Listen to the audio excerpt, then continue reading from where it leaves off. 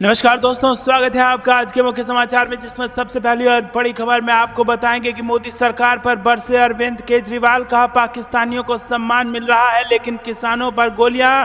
घर के बाहर शरणार्थियों के प्रदर्शन पर बोले अरविंद केजरीवाल। दूसरी खबर में जिक्र होगा कि ईडी और सीबीआई जैसी संस्थाओं का दुरुपयोग कर रही है मोदी सरकार।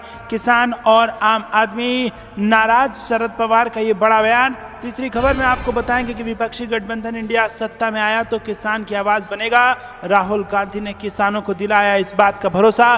खबर में आगे जिक्र होगा कि मोदी जी कैमरा लेकर समुद्र में पूजा करने जाते हैं और टीवी वाले 24 घंटे वही दिखाते हैं। राहुल गांधी ने प्रधानमंत्री की द्वारका पूजा के साथ मीडिया पर किया तीखा व्यंग। इसी के साथ खबर में जिक्र होगा कि बंगला साहब जाने से रोकने पर भड़के किसान नेता तो टिकैत बोले सरेंडर नहीं करेंगे। अगला आंदोलन केएमपी एक्सप्रेस वे पर होगा। और इसी के साथ दोस्तों तमाम बड़ी खबरें आपके लिए लेके आए हैं। वरुण गांधी के लिए अमेठी में तैयार हो रही है सीआरसी पिच और इसीलिए कहा जा रहा है कि 1980 की है तैयारी। इसी प्रकार की बड़ी खबरें आपके लिए लेके आए हैं, लेकिन उससे पहले आपसे निवेदन कि अगर आपको भी ऐसा लगता है कि 2024 में होने वाला है बड़ा बदलाव और देश की सत्ता में आने वाला है परिवर्तन, और अगर आप भी खुलकर भारत जोड़ो न्याय यात्रा का समर्थन करते हैं तो वीडियो कीजिए लाइक और चैनल को सब्सक्राइब करके बेल आइकन दबाकर कमेंट में लिखिए जय हिंद। रुक करते हैं सबसे पहली और बड़ी खबर की तरफ। पाकिस्तानियों को सम्मान लेकिन किसानों पर गोलियां। घर के बाहर शरणार्थियों के प्रदर्शन पर बोले अरविंद केजरीवाल। जी हां दोस्तों, दिल्ली के कई हिस्सों में पाकिस्तान, बांग्लादेश, अफगानिस्तान आदि से आए हिंदू और सिख शरणार्थियों ने मुख्यमंत्री अरविंद केजरीवाल के खिलाफ विरोध प्रदर्शन किया। ये प्रदर्शन सीएए के खिलाफ दिए गए अरविंद केजरीवाल के बयानों के खिलाफ था। शरणार्थियों ने मांग की है कि सीएम केजरीवाल को अपने बयान को लेकर माफी मांगनी चाहिए, और इसी मांग के साथ सैकड़ों की संख्या में प्रदर्शनकारी चंदगीराम अखाड़े के पास इकट्ठा हुए और मुख्यमंत्री के बंगले की ओर मार्च करने की कोशिश की। हालांकि पुलिस ने उन्हें पहले ही रोक दिया। अब मुख्यमंत्री अरविंद केजरीवाल ने इसको लेकर सोशल मीडिया अकाउंट एक्स पर पोस्ट किया है और उन्होंने यहां पर वीडियो शेयर करते हुए लिखा है कि पाकिस्तानियों को तो पूरा सम्मान दिया जा रहा है लेकिन भारत के ही किसानों के साथ नाइंसाफी की जा रही है। उन्होंने पोस्ट कर लिखा कि पाकिस्तानियों को पूरी पुलिस, सुरक्षा और सम्मान के साथ मेरे घर के बाहर प्रदर्शन करने की इजाज़त और इस देश के किसानों को दिल्ली में आने की भी इजाज़त नहीं है। भारत के किसानों पर आंसू गैस के गोले, लाठियां, डंडे और गोलियां, और पाकिस्तानियों को इतना सम्मान। जो दोस्तों आपको बता दें कि यहां पर कुछ लोगों ने अरविंद केजरीवाल के घर का घेराव किया, जिसके बाद यहां पर अरविंद केजरीवाल ने आरोप लगाया है कि किसान अगर आना चाहे, प्रदर्शन करना चाहे, जो कि भारतीय है, भारत देश का नागरिक है, उसको लाठी, डंडे और गोलियां मिल रही हैं। लेकिन अगर पाकिस्तानी आकर विरोध प्रदर्शन करना चाह रहा है तो वो मेरे घर तक भी पहुंच सकता है, मुख्यमंत्री के घर तक भी पहुंच सकता है, उसको इस बात की इजाजत है। तो दोस्तों आपको क्या कुछ लगता है कमेंट में जरूर बताइए। वीडियो को लाइक नहीं किया तो लाइक जरूर कीजिएगा। रुक करते हैं अगली ब्रेकिंग न्यूज की तरफ। सीबीआई जैसी संस्थाओं का दुरुपयोग कर रही है मोदी सरकार। किसान और आम आदमी नाराज, शरद पवार का बड़ा बयान। जी हाँ दोस्तों, आपको बता दें कि राष्ट्रवादी कांग्रेस पार्टी के अध्यक्ष शरद पवार ने बुधवार को कहा कि केंद्र सरकार की नीतियों और बेरोजगारी के कारण किसान तथा आम लोग खुश नहीं हैं, जिसके परिणाम स्वरूप भारतीय जनता पार्टी को इसकी कीमत चुकानी पड़ेगी। महाराष्ट्र के नासिक में एक संवाददाता सम्मेलन को संबोधित करते हुए उन्होंने ये भी कहा कि राज्य में लोगों का झुकाव महाविकास अघाड़ी गठबंधन के प्रति अधिक दिखाई दे रहा है। उन्होंने कहा कि किसान वर्तमान शासकों से नाखुश है। नासिक, धुले, पुणे और सतारा में प्याज किसानों में नाखुशी है। केंद्र की गन्ना और इथेनॉल नीति से किसान नाखुश है। वो अन्य कृषि उपज की कीमतों से नाखुश है। बेरोजगारी के कारण भी लोग दुखी हैं। सत्ताधारी दल को इसकी कीमत चुकानी पड़ेगी। पूर्व केंद्रीय मंत्री ने कहा कि विभिन्न दैनिक उपयोग की वस्तुओं की बढ़ती कीमतें, प्याज, इथेनॉल और चीनी उद्योग से संबंधित मनमानी नीतियों ने राज्य में कृषक समुदाय को परेशान कर दिया है और आगामी संसदीय चुनाव में सरकार को इसकी भारी कीमत चुकानी पड़ेगी। रुक करते हैं अगली ब्रेकिंग न्यूज की तरफ। विपक्षी गठबंधन इंडिया सत्ता में आया तो किसानों की आवाज बनेगा। राहुल गांधी का बड़ा ऐलान। जी हाँ दोस्तों, कांग्रेस पार्टी के नेता राहुल गांधी ने बृहस्पतिवार को कहा कि विपक्षी दलों का गठबंधन India national developmental inclusive alliance अगर सत्ता में आता है तो वो किसानों की आवाज बनेगा और ऐसी नीतियां बनाएगा जो उनकी सुरक्षा कर सके। वो कांग्रेस की भारत जोड़ो न्याय यात्रा के तहत एनसीपी प्रमुख शरद पवार और शिवसेना सांसद संजय राउत के साथ महाराष्ट्र के नासिक जिले के चंदवाड़ में एक किसान रैली को संबोधित कर रहे थे।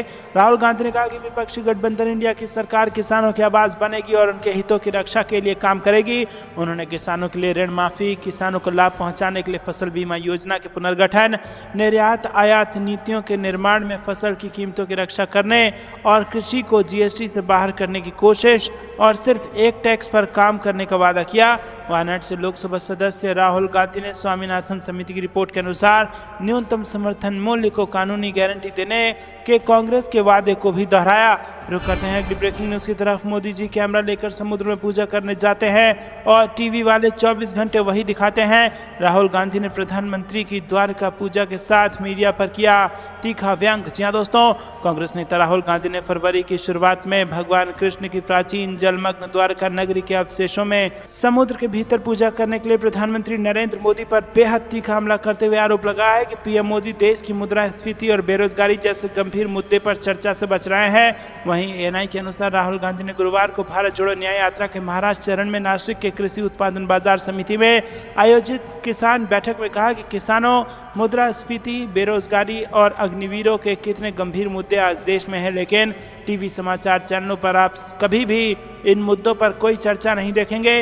उन्होंने पीएम मोदी को घेरते हुए अपने आरोपों में मीडिया को कटघरे में खड़ा करते हुए कहा कि गंभीर मुद्दों पर चर्चा के बजाय देश के ज़्यादातर टीवी समाचार चैनल मोदी जी को पूरे 24 घंटे दिखाते रहते हैं और कभी कभी तो मोदी जी पूजा करने के लिए समुद्र में भी चले जाते हैं और वहाँ पर भी उनके साथ एक टीवी कैमरा होता है, या फिर मोदी जी सीप्लेन में उड़ान भरते हैं और वहाँ भी टीवी वाले कैमरे के साथ मौजूद रहते हैं। प्रधानमंत्री मोदी पर आरोप से प्रहार करते हुए वायनाड सांसद ने आगे कहा कि उसके आगे मोदी जी चीन सीमा पर गए, वहां भी मीडिया के कैमरा उनका पीछा करता रहा।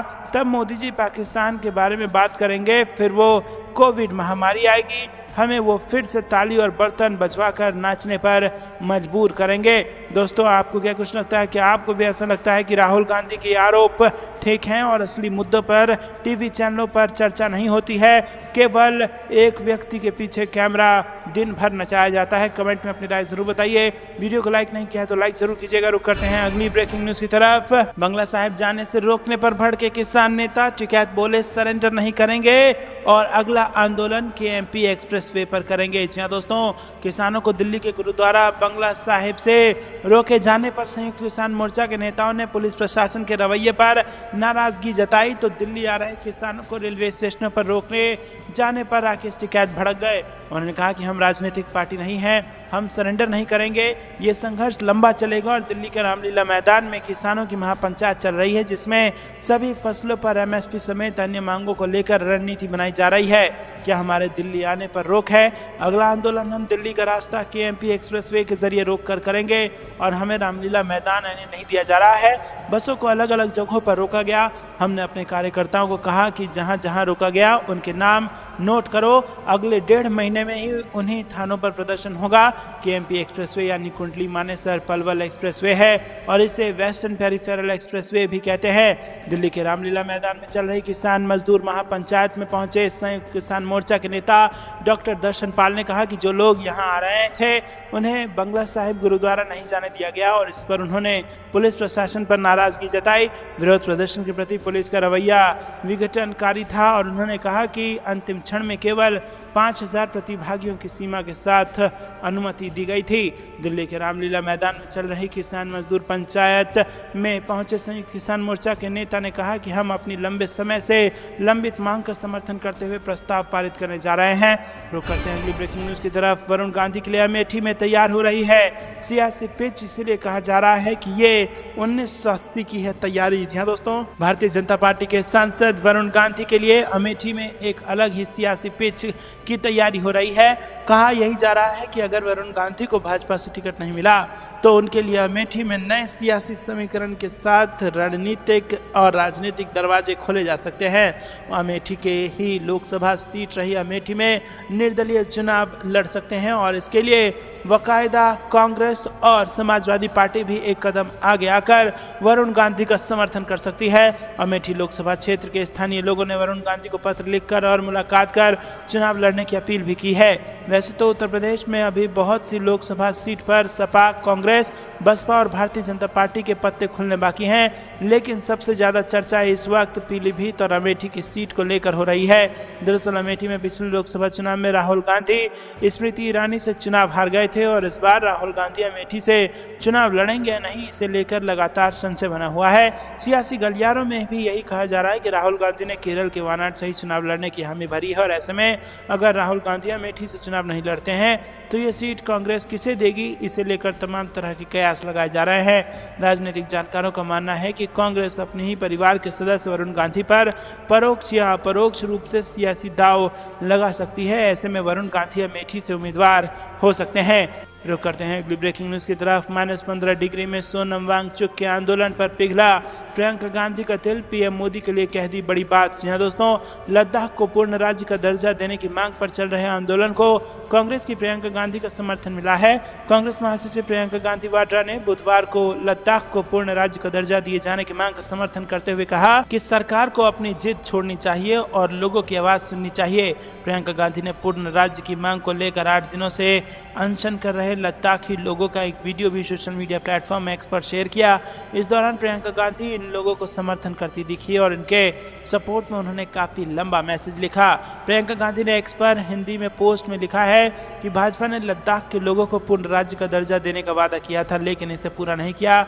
एक तरफ चीनी कब्जा बढ़ रहा है तो वहीं दूसरी तरफ बीजेपी सरकार की चुप्पी, वादा खिलाफी और विश्वासघात लद्दाख के लोगों का भरोसा टूट रहा है।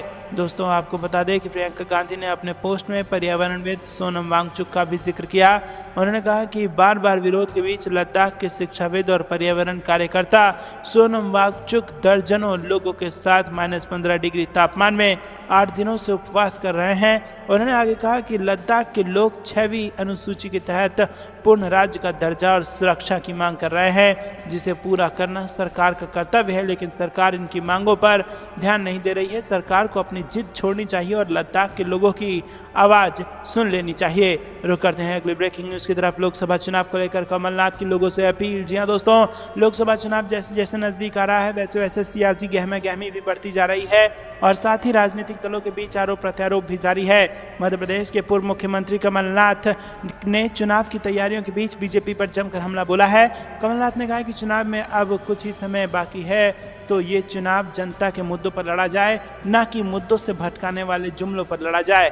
दरअसल कमलनाथ अकाउंट एक्स पर ट्वीट कर कहा कि मध्य प्रदेश के नागरिकों, लोकसभा चुनाव में कुछ ही हफ्ते बचे हैं। प्रदेश और देश के भविष्य का निर्माण करने के लिए आवश्यक है कि ये चुनाव जनता के मुद्दों पर लड़ा जाए, न कि मुद्दों से भटकाने वाले जुमलों पर। जी हां दोस्तों, कमलनाथ ने आगे लिखा कि एक तरफ कांग्रेस पार्टी है जिसने स्पष्ट वादा किया है कि किसानों को MSP की गारंटी दी जाएगी, नौजवानों के लिए केंद्र सरकार में 30 लाख सरकारी नौकरियां दी जाएंगी, गरीब महिलाओं को हर साल 1 लाख रुपए आर्थिक सहायता दी जाएगी, अग्निवीर योजना समाप्त कर सेना में नियमित नियुक्तियां दी जाएगी, सामाजिक न्याय के लिए जातिगत जनगणना कराई जाएगी।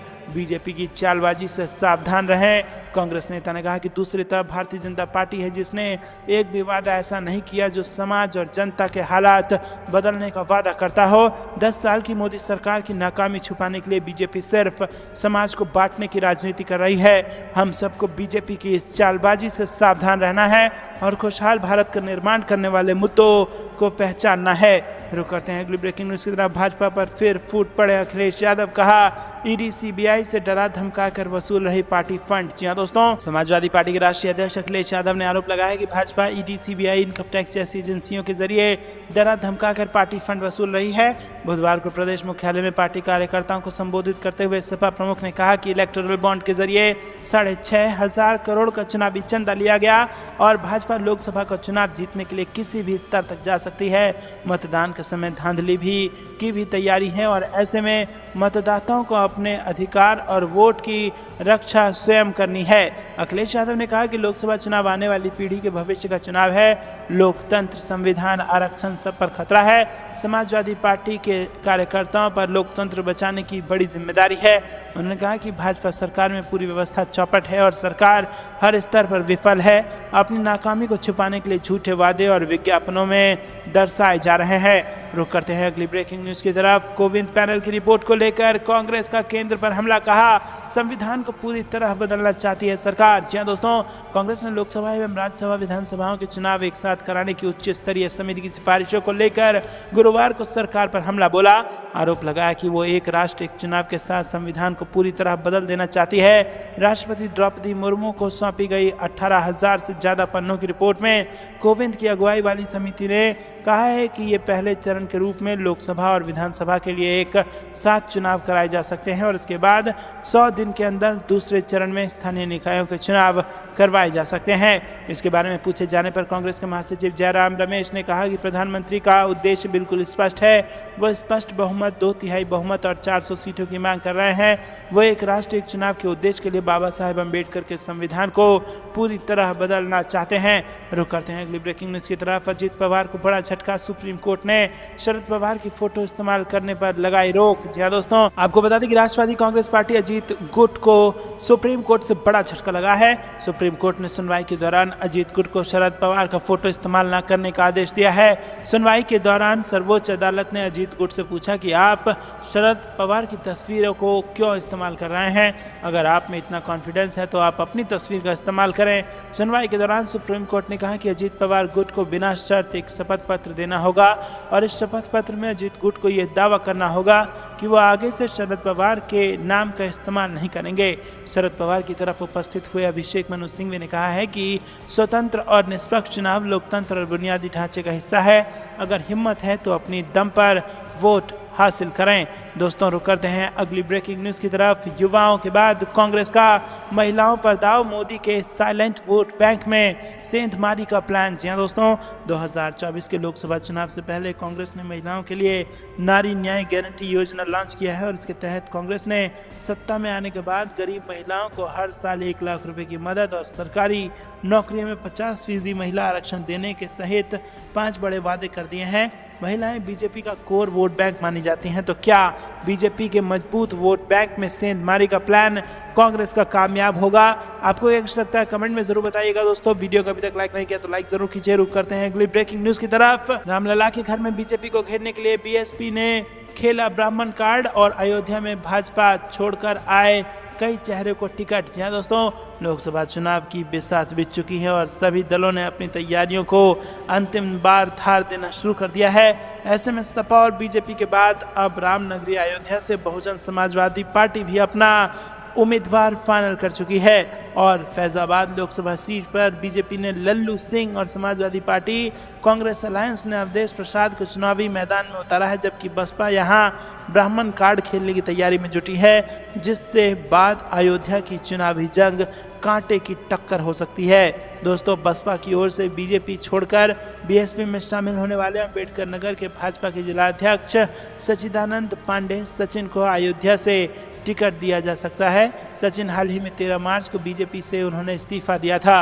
रुक करते हैं अगली ब्रेकिंग न्यूज की तरफ। तमिलनाडु में चौंकाएगा एनडीए, इंडिया गठबंधन की आएगी कई सीटें, ताजा ओपिनियन पोल ने दिखाया ये। जी हां दोस्तों, डीएमके तमिलनाडु में 30 सीटों पर जीत हासिल कर सकती है। तमिलनाडु की 5 लोकसभा सीट एनडीए भी हासिल कर सकती है और आगामी चुनाव के मेगा ओपिनियन पोल में ये बातें सामने आई हैं। रुक करते हैं अगली ब्रेकिंग न्यूज की तरफ। छोड़ो कल की बातें, कल की बात पुरानी, नए दौर में अब लिखेंगे नई कहानी। अनिल विज गाना गाते गाते भाजपा को दे गए बड़ा संदेश। जी हां दोस्तों, लोकसभा चुनाव 2024 की सरगर्मियों के बीच हरियाणा में बड़ा खेला हो गया। भाजपा ने मनोहर लाल खट्टर को मुख्यमंत्री पद से हटाकर करनाल लोकसभा सीट से चुनावी टिकट दे दिया और उनकी जगह उनके ही करीबी नायब सिंह सैनी को मुख्यमंत्री बना दिया। हालांकि बीच में अनिल विज को मुख्यमंत्री बनाने की बात सामने आई, लेकिन कुर्सी उनके हाथ आते आते छिटक गई और इस तरह उनका मंत्री पद और मुख्यमंत्री बनने का सपना दोनों खाक में मिल गया।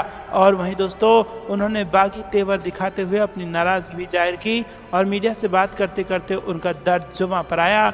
उन्होंने गीत गाया, छोड़ो कल की बातें, कल की बात पुरानी, नए दौर में लिखेंगे मिलकर नई कहानी, जिससे लगता है कि उन्होंने भाजपा को अप्रत्यक्ष रूप से कोई संदेश भी दे दिया है। आखिर उनके दिमाग में क्या चल रहा है, ये वक्त बताएगा।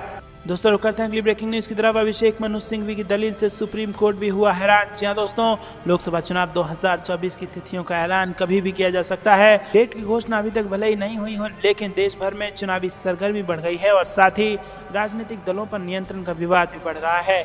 ऐसा ही एक मामला महाराष्ट्र में सामने आया है।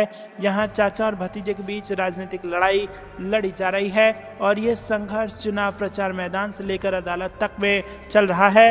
बात हो रही है दिग्गज नेता शरद पवार और अजित पवार के बीच जारी राजनीतिक लड़ाई को लेकर।